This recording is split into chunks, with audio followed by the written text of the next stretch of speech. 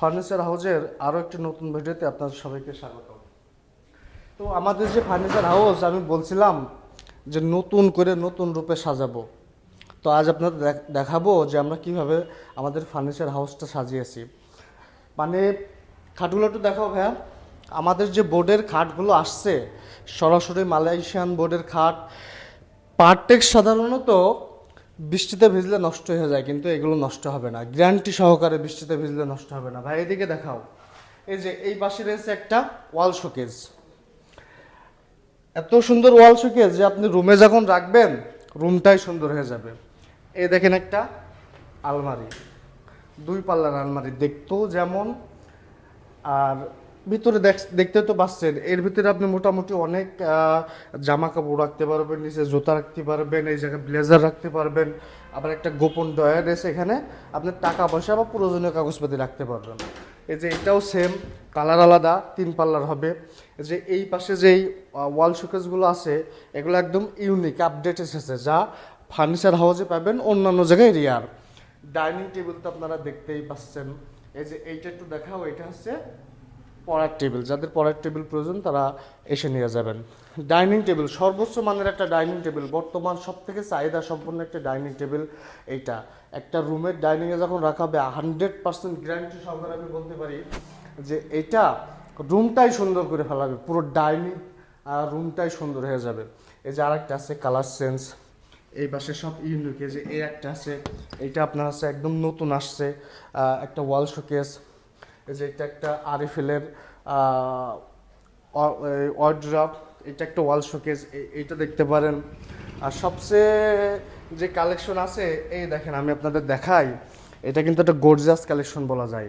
এটা এমন একটা ড্রেসিং টেবিল যেখানে আপনারা কাপড় চোপড়ও রাখতে পারবেন, প্রয়োজনীয় যে আপনারা ব্যবহার করার জন্য, যেমন বিভিন্ন মেয়েরা ব্যবহার করার জন্য অনেক ধরনের লোশন, তারপরে সুনো ব্যবহার করে না, এগুলো সব বোতল কুটো রাখতে পারবেন।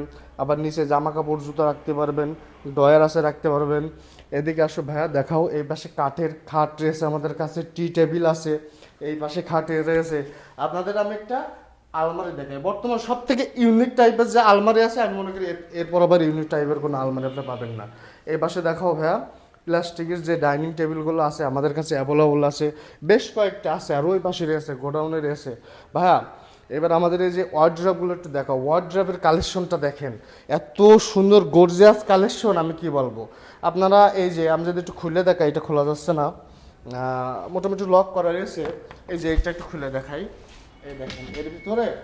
তো আপনারা দেখেন আমাদের কাছে ওয়ার্ড্রপটা আছে, এর ভিতরে জায়গাটা দেখেন, এই জায়গায় আপনার ব্লেজার রাখতে পারবেন, এর ভিতরে কাপড় চোপড় মোটামুটি যথেষ্ট পরিমাণ জায়গা আছে। এটা একটু ছোট বড় হয়, ছোট বড় অনুযায়ী আছে। আর বোর্ড আমি গ্যারান্টি সহকারে বলতে পারি সর্বোচ্চ মানের বোর্ডের যে ওয়ার্ড্রপ, এবং প্রত্যেকটা মাল আমরা যেটা আপনার 100% জেনুইনভাবে বলে দেবো যে এটা সব থেকে ভালো, ওইটা সব থেকে ভালো হতেই হবে, গ্যারান্টি সহকারে। যদি ভালো না হয় আপনারা নেবেন না।